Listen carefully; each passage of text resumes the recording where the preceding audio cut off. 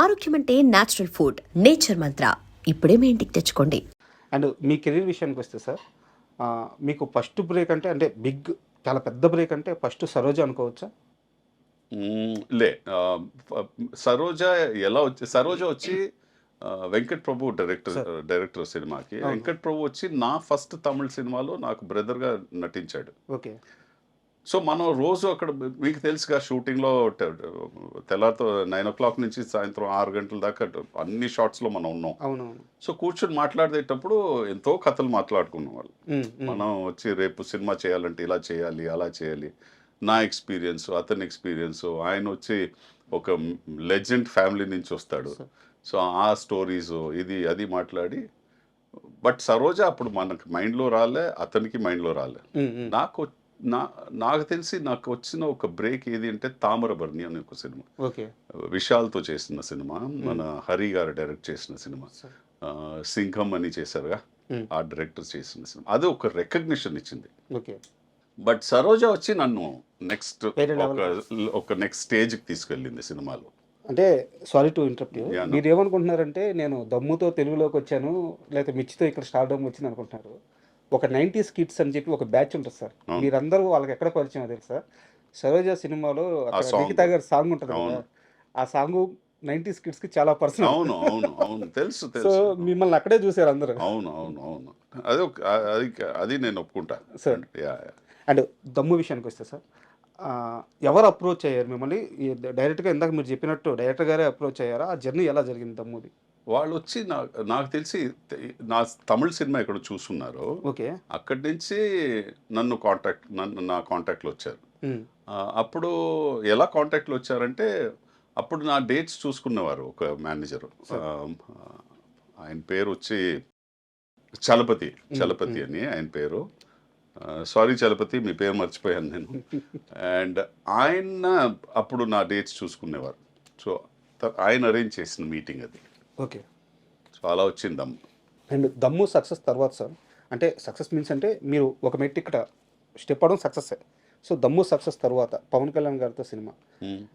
And Pawan Kalyan గారి cinema అనగానే మీకు తెలిసి ఉంటుంది ఇక్కడ తెలుగు స్టేట్స్లో ఆయన రేంజ్, ఆయన రీచ్ ఎలా ఉంటుంది ఏంటని చెప్పేసి దాని ముందే తెలుసు. సో ఆ ఛాన్స్ రాగానే ఎలా ఫీల్ అయ్యారు? అదే మనం వచ్చి కల్కటాలో షూట్ చేసాము ఆ సినిమాని. ఇన్ఫ్యాక్ట్ ఓన్లీ డ్యూరింగ్ యాక్షన్ కట్లో మనం వచ్చి డైలాగ్ కానీ సినిమా గురించి ఏం చెప్పాలో ఎక్స్ప్రెషన్స్ అదన్నీ మాట్లాడేవాళ్ళు. బట్ కట్ అయిన తర్వాత ఆయన చాలా చదువుతారు ఆయన, పవన్ కళ్యాణ్ గారు. సో మనం ఎన్నో విషయాలు మాట్లాడుకున్నాం, ఎందుకంటే నేను చదువుతాను, ఆయన చదువుతారు. సో చాలా ఇన్ఫర్మేషన్స్ మనం ఎక్స్చేంజ్ చేసుకున్నాం.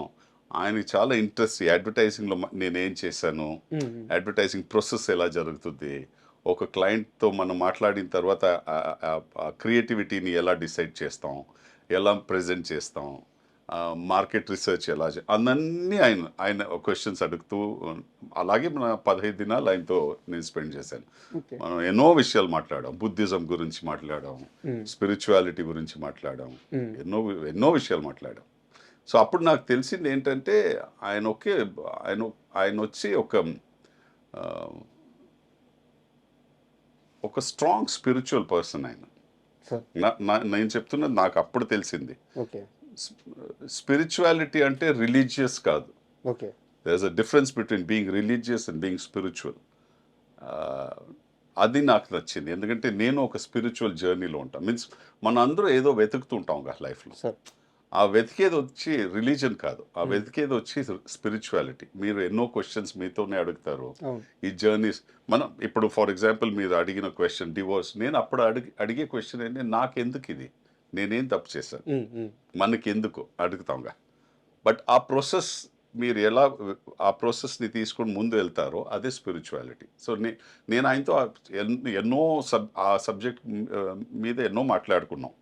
సో ఎందుకంటే ఆయనకు అంత నాలెడ్జ్ ఉంది దాని మీద. సో ఎక్స్ట్రాడినరీ టైం స్పెండ్ చేసింది ఆయన అంత 15 days. అండ్ అంటే మూవీస్ లేకుండా పవన్ కళ్యాణ్ గారితో మీ రిలేషన్ ఎలా ఉంటుంది? అంటే ఎప్పుడన్నా ఫోన్ చేయడం కానీ? సో పంజాబీ పక్కన పెడితే మిర్చి సార్, అంటే మిర్చి సినిమా తెలుగు స్టేట్స్ని ఎంత ఊపిందో అందులో విలన్గా యాక్ట్ చేసిన మీరు కూడా అంతే ఊపారండి. అవును. ఆ ఇంపాక్ట్ ఇప్పటికీ అలాగే ఉంది. అవును. సార్ మనం మిర్చి సినిమా గురించి చాలా మాట్లాడుకోవాలి. దాని లోపలికి వెళ్ళే ముందు మిర్చి నుంచి ఒక్క చిన్న డైలాగ్. కన్ను రెప్పలు వాల్చకుండా చూడన్నా, దేవాగాడి కొడుకు తగ నరుకుతున్నా. వాయిస్ అసలు దేవుడిచ్చిన వరయం. అవును. అండ్ సారీ సార్, అంటే మిర్చిలోకి వెళ్దాము. మీరు డైలాగ్ చెప్పారు కాబట్టి ఒక కంటిన్యూటీ క్వశ్చన్ అడిగి మిర్చి గురించి వెళ్దాం. మామూలుగా తెలుగు 2 రాష్ట్రాల్లో ఒక వాయిస్ అంటే సినీ ఎన్టీఆర్ గారు, ఆయన దేవుళ్ళ భావిస్తాం. ఆయన తరువాత మోహన్ బాబు గారు. ఆయన వాయిస్కి ఇక్కడ కొన్ని కోట్ల మంది ఫ్యాన్స్. అవును. బట్ ఆయన మీ వాయిస్కి ఫ్యాన్ అంటారు. అవును. చెప్పారు నాకు. అంటే ఏ సందర్భంలో అలా చెప్పారు, ఏం జరిగింది కాస్త వివరంగా చెప్తారు. నేను విష్ణుతో ఒక సినిమా షూటింగ్లో ఉండేటప్పుడు వాళ్ళ ఇంటి దగ్గరే షూట్ చేశాను. సార్ సో విష్ణు చెప్పారు, నాన్నగారు మిమ్మల్ని కలవాలి అని చెప్తున్నారు, ప్యాకప్ అయిన తర్వాత ఇంటికి వస్తారు. వాళ్ళ గేట్ బయటే షూట్ చేస్తున్నాం. సార్ సో వెళ్తే ఆయన కూర్చున్నారు అక్కడ. అండ్ చాలా చాలా అంత సింపుల్గా మాట్లాడారు నాతో. యాక్చువల్లీ వచ్చి కూర్చో సంపత్, నాకు చాలా నచ్చుతుంది, నేను నీ గురించి చదివాను, నీ గురించి విన్నాను, అండ్ నువ్వు వచ్చి మీన్స్ ఏది ఉంటే అది స్ట్రైట్ మాట్లాడేస్తావంట, ఇదన్నీ నా క్యారెక్టర్ అలాంటిదే, నేను అలాగే అవన్నీ చెప్పారు. తర్వాత ఆయనతో వచ్చి కలిసి నేను డిన్నర్ చేశాను ఆ రోజు. చాలా 3-4 అవర్స్ ఆయనతో ఉండి ఒక మంచి ఎక్స్పీరియన్స్ అది. అప్పుడు చెప్పారా మీ వాయిస్ గురించి? వాయిస్ గురించి చెప్పారు, చాలా బాగుంది వాయిస్. ఇన్ఫాక్ట్ నేను మిర్చి వచ్చి చూసేటప్పుడు ఫస్ట్ అడిగాను, నేను ఎవర్రా ఇతను, డబ్బింగ్ చేశారా, ఎవరైనా కొత్త డబ్బింగ్ ఆర్టిస్ట్ వచ్చాడా, ఎవరు ఇదని అడిగా. తర్వాత తెలిసింది నువ్వే, నీ వాయిస్ ఏదని చెప్పి చాలా హ్యాపీ పడి అదే చెప్పారు, క్లాస్ సినిమాలు చేయి, ఎక్కడ తగ్గకో, అలాగే ఉండో, నువ్వు ఎలా ఉన్నావో అలాగే ఉండో, అండ్ హెల్త్ అని బాగా చూసుకో అన్నీ చెప్పారు. అండ్ భోజనం వచ్చి యాక్చువల్లీ డిన్నర్ చేసి వెళ్ళాలి నువ్వు, నేను చెప్పేసాను ఆల్రెడీ కలిసి చేస్తున్నావు అని చెప్పేసా, నువ్వు ఎక్స్క్యూజ్ ఇవ్వకు అని చెప్పి కూర్చొని అదే చెప్పాను కదా, నేను ఈజీలీ 4 hours 5 hours స్పెండ్ చేస్తున్నాను ఎంతో. అదే సార్, అంటే లాస్ట్ ఒక ఇంటర్వ్యూలో మీరు ప్రస్తావించారు కానీ సందర్భం గురించి చెప్పలేదు, అది కనుక్కుందామని అడిగాను. అండ్ మళ్ళీ మిర్చి విషయానికి వస్తే, కొరటాల శివ గారిది ఫస్ట్ మూవీ అది. అంటే ఆయనే చాలా రిస్క్ చేస్తున్నారు ఒక రైటర్గా ఉండి డైరెక్టర్ అవుదామని చెప్పేసి. అలాంటి టైంలో మీరు అప్పటికి దమ్ము చేసినా పంజాబ్ చేసినా ఒక పెద్ద ఇంపాక్ట్ అయితే ఇంకా మీకు పడలేదు తెలుగులో. మెయిన్ విలన్ మీరే. సో మిమ్మల్ని పెట్టుకోవడానికి ఆయన ఎలాంటి హోంవర్క్ చేశారు, మీకు ఇచ్చిన ఇన్పుట్స్ ఏంటి మిర్చి టైంకి? ఆయన నాకు తెలిసి నాకు తెలియదు ఏం హోంవర్క్ చేశారని, బట్ నా తమిళ సినిమాలు చూస్తున్నారు ఆయన అప్పుడు. సార్ చూసి నాకు కథ వచ్చి ఫోన్లో చెప్పారు ఆయన. ఫోన్ చేసి కథ చెప్పారు. కథ చెప్పిన తర్వాత క్లైమాక్స్ చెప్పారు. క్లైమాక్స్ ఇన్ఫ్యాక్ట్ డైలాగ్స్ చెప్పారు క్లైమాక్స్లో.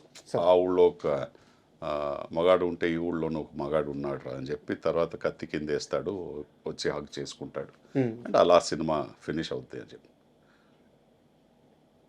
నేను అడిగిన ఒకే క్వశ్చన్ ఆయనతో, ఈ లాస్ట్ క్లైమాక్స్ డైలాగ్ చెప్పారుగా మీరు, ఈ డైలాగ్ కన్ఫర్మ్డ్గా ఉంటుంది ఆ సినిమాలో అన్న. అని చెప్పారు, సంపత్ ఈ డైలాగ్ ఎందుకు ఉంటుందంటే, లేదంటే ఆ క్యారెక్టర్ పడిపోద్ది కదా, ఎందుకంటే ఆ క్యారెక్టర్ని నేను అలా రైట్ చేశాను, అలా డిజైన్ చేసుకున్నాను ఆ క్యారెక్టర్. నేను చెప్పాను, ఈ డైలాగ్ మీరు పెడుతున్నారంటే నేను కన్ఫర్మ్డ్గా ఈ సినిమా చేస్తానన్న. నాకు తెలుసు అది యాజ్ అన్ క్రియేటివ్ పర్సన్ మీకు తెలుస్తుందిగా ఎక్కడ ఇంపాక్ట్ ఉంటుందని. అండ్ ఆయన వచ్చి 100% ఆ డైలాగ్ని పెట్టారు. నేను ఎలా ఊహించుకున్నాను అది, ఆ సీన్ స్క్రీన్ మీద జనాలు దాన్ని ఎలా రియాక్ట్ అవుతారని చూసాను, ఎగ్జాక్ట్లీ అదే రియాక్ట్ చేశారు. మీన్స్ ఆ డైలాగ్ ఆ క్యారెక్టర్ చెప్పిన తర్వాత, కత్తి కింద వేసిన తర్వాత థియేటర్లో ఒకే క్లాప్స్. సో ఆ ఇంపాక్ట్ నేను కొరటాల శివ షూట్ చేసే ముందే చెప్పాను, ఈ సీక్వెన్స్ మీరు చూడండి, ఈ విలన్కి క్లాప్ వస్తుంది 100% అని. అండ్ అలాగే అయింది అది. అండ్ ఆ మూవీ షూటింగ్, ఆ జర్నీ మొత్తంలో ప్రభాస్ గారితో మీ రిలేషన్ ఎలా ఉండేది? Very good. ఆయన వచ్చి ఇంటి నుంచి అన్నీ వంట చేసుకొని అన్నీ తెప్పేస్తారు ఆయన. ఫిష్ నుంచి ఇది అది మటన్ చికెన్ అదన్నీ తెప్పేస్తారు. సో ఎలా అంటే నేను యాజ్ ఇట్ ఈస్ అప్పుడు చాలా హెఫ్టీగా ఉండేవాడు. నేను 98 kgs ఉన్నాను నేను అప్పుడే వర్కౌట్ చేసి. నేను ప్రభాస్ చెప్పేది, ప్రభాస్ నేను ఇంత తింటే ఇంకా వెయిట్ వేసేసుకుంటాను, నాతో ప్లీజ్ ఇవ్వకండి అని చెప్తే, లేదు సంపత్ మనం డెఫినెట్గా తినాలి అని. చాలా చాలా ఫ్రెండ్లీ అండ్ అంత పెద్ద స్టార్ అయినా అదన్నీ ఏం లేదు, హాయిగా ఉంటారు, సింపుల్గా ఉంటారు. డబ్బింగ్ విషయంలో కూడా మీకు ఏదో సంపత్ నీకు కావాల్సినంత ఫ్రీడమ్ తీసుకో, ఖచ్చితంగా నువ్వే డబ్బింగ్ చెప్పి అదన్నీ అందరూ కానీ in fact first day it self చెప్పి మీరే చేయాలి, ఇది ఇంకెవరు చేయకూడదు. ఎందుకంటే ఈ ఫస్ట్ ఆఫ్ ఆల్ ఈ వాయిస్ యూనిక్ ఉంది, సెకండ్ మీరు ఈ స్లాంగ్ని పట్టేస్తే మనకు కరెక్ట్గా 100% హిట్ చేసేద్దాం మీ వాయిస్తో అని చెప్పి. నేను అఫ్కోర్స్ నాకు తెలిసి నేను 3 రోజులు తీసుకున్నాను డబ్బింగ్కి దాన్ని ఆ సినిమా. ఓకే. అవును, ఎందుకంటే కొత్తగా వచ్చాను, మన తెలుగు ఆ స్లాంగ్ని పట్టాలి, ఆ డిక్షన్ లోపల వెళ్ళాలి. బట్ అందరూ నాకు చాలా సపోర్ట్ చేశారు. సో కొరటాల శివ కానీ, ప్రొడ్యూసర్స్ కానీ, వంశీ, ప్రమోద్, అఫ్కోర్స్ 100% ప్రభాస్. ఆయన చెప్పేశారు ఇంకెవరు కాదు సంపత్తి డబ్ చేయాలి ఈ సినిమా అని చెప్పేశారు. And for more videos, Please subscribe to iDream. Please subscribe to iDream. Please subscribe iDream. And please subscribe to iDream. For more videos, subscribe to iDream. please like, share and subscribe to the channel. Congratulations, iDream. Subscribe to iDream. Subscribe to iDream. So subscribe to iDream Media. iDream की iDream team अंदर की huge congratulations. Please subscribe iDream Media. Please subscribe to iDream. Subscribe iDream. Please subscribe to iDream. iDream అంటే నా కళల ఛానల్ను subscribe చేసుకున్న నోరు తిరుగుతలేదు, మీరైతే గంట గుర్తు కొట్టండి. For more such videos, please subscribe to iDream. Subscribe to iDream. Please subscribe to iDream. Please subscribe iDream Media. Please do subscribe to iDream. Please subscribe to iDream Media. For best entertainment and information, please subscribe iDream. And don't forget to subscribe to iDream.